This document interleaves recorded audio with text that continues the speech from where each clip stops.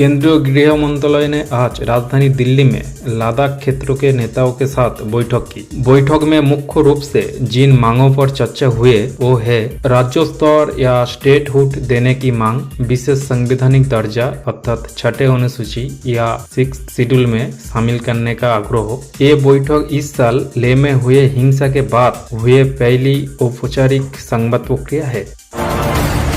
Food and agriculture organisation FAO ने अपने report global forest resources assessment 2025 जारी की है, जिसमें कहा गया है विश्व में कुल जंगलों का क्षेत्र लगभग 4.14 बिलियन हेक्टेयर है, जो पृथ्वी की जमीन का करीब 32% है। इस रिपोर्ट में भारत ने वैश्विक स्तर पर जंगल क्षेत्रों में 9वें स्थान पर आ गया है, पहले वो 10वें स्थान पर था। साथ ही साथ भारत ने वार्षिक जंगल क्षेत्र वृद्धि में तीसरा स्थान बनाए रखा है। की राष्ट्रपति द्रौपदी मुर्मू जी ने केरल के सबरीमाला हिल साइन लॉर्ड अयप्पा मंदिर में पूजा अर्चना की। ये एक विशेष आकर्षक क्षण था क्योंकि उन्होंने मंदिर के प्रति परंपरागत आचार विचार का पालन किया। इस अवसर पर मंदिर को सामान्य भक्तों के लिए अल्पकाल के लिए बंद रखा गया था ताकि सुरक्षा व्यवस्था ठीक से निभाई जा सके। उन्होंने पंबा से शुरुआत करते हुए स्नान और पूजा ऋतु किए और फिर श्राइन तक पहाड़ी मार्ग से पहुंची। गोवर्धन पूजा हर वर्ष हिंदू कालगणना के अनुसार कार्तिक महीने की शुक्ल पक्ष की प्रतिपदा तिथि को होती है, जो अक्सर दिवाली के अगले दिन पड़ती है। इस वर्ष ये 22 अक्टूबर 2025 को मनाया गया है। इस दिन इसे इसलिए मनाया जाता है क्योंकि भगवान कृष्ण ने गोवर्धन पर्वत उठाया था ताकि वृंदावन के लोगों और उनकी गौ माताओं को तूफानी बारिश से सुरक्षा मिले। ये पूजा प्रकृति, भूमि खेती, पशु संरक्षण और भक्ति का प्रतीक।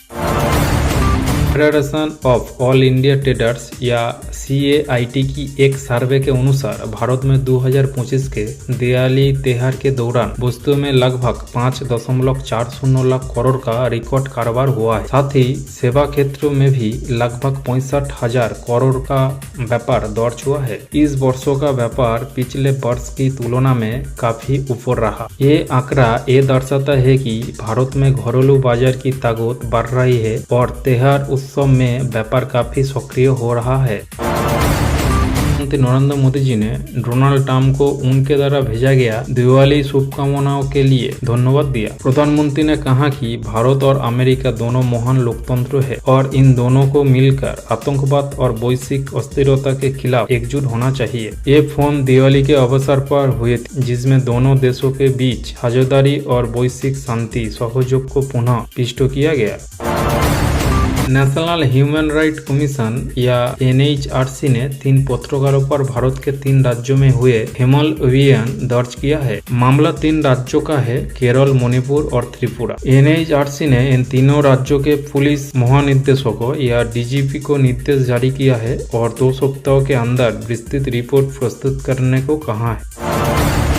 अभी स्कूल में चालू होगा स्किलिंग फॉर AI रेडीनेस या SOAR। SOAR का उद्देश्य भारत के स्कूली छात्रों कक्षा 6 से 12 और शिक्षकों के कृत्रिम बुद्धिमत्ता के मूलभूत सिद्धांतों से परिचित कराना है ताकि वो डिजिटल युग में आने वाली चुनौतियों का सामना कर सके और एक सशक्त तकनीकी रूप से सक्षम राष्ट्र की दिशा में कदम बढ़ा सके। छात्रों के लिए 3 15 घंटे की मॉड्यूल पाठ्यक्रम में सीखना पड़ेगा। पहला, AI का परिचय और दैनिक जीवन में इसके उपयोग। दूसरा, मशीन लर्निंग, नैतिक AI और डेटा साइंस की मूल बातें। तीसरा, AI आधारित कैरियर की संभावनाएं और भविष्य की दिशा। शिक्षकों के लिए परिचय करवाया जाएगा 15 घंटा के विशेष पाठ्यक्रम AI फॉर एजुकेटर, जिसमें AI, डेटा साइंस और साइबर सुरक्षा के। उगांडा के कंबाला-गुलू हाईवे पर एक भीषण सड़क दुर्घटना में कम से कम 63 लोगों की मौत हो गई। ये घटना किटालेवा गांव के पास मध्यरात्रि के बाद घटी, जब 2 बसों ने एक साथ ओवरटेक करते हुए आमने सामने टक्कर मार दी। इसमें एक कार और एक ट्रक भी शामिल है। ICC महिला क्रिकेट वर्ल्ड कप 2025 में दक्षिण अफ्रीका ने पाकिस्तान को 150 रन से हराकर सेमीफाइनल की दौड़ से बाहर कर दिया। ये मैच श्रीलंका के कोलंबस स्थित R प्रेमदासा स्टेडियम में हुआ, जो बारिश से प्रभावित था और डकवर्थ लुइस पद्धति के तहत समाप्त हुआ। बारिश के कारण खेल में रुकावट आई, लेकिन दक्षिण अफ्रीका की मजबूत बल्लेबाजी और गेंदबाजी ने पाकिस्तान को मुकाबला से बाहर कर दिया। अमेरिकी राष्ट्रपति डोनाल्ड ट्रंप ने घोषणा की 1 नवंबर 2025 से चीन से आयातित सभी वस्तुओं पर 155% शुल्क या टैरिफ लगाया जाएगा। आखिर इसका पीछे मामला है क्या, चलिए देख लेते हैं। हाल ही में चीन में कुछ दुर्लभ पृथ्वी धातुओं के निर्यात या रफ्तानी पर प्रतिबंध लगाया, जो अमेरिका की टेक्निक और रक्षा उद्योगों के लिए महत्वपूर्ण है। ट्रंप ने यह भी घोषणा की सभी अमेरिकी निर्मित महत्वपूर्ण सॉफ्टवेयर के रफ्तानी पर नियंत्रण 1 नवंबर से लागू होगा। मजबूत जीडीपी आंकड़े के कारण निवेशकों का विश्वास बढ़ा है, जिससे सभी प्रमुख सेक्टरल इंडेक्स सारे निशान में बंद हुए। आईटी और बैंकिंग क्षेत्रों में विशेष रूप से मजबूती देखने को मिली। ये वृद्धि आगामी तिमाहियों या क्वार्टर में भी जारी रहने की संभावना को दर्शाती है।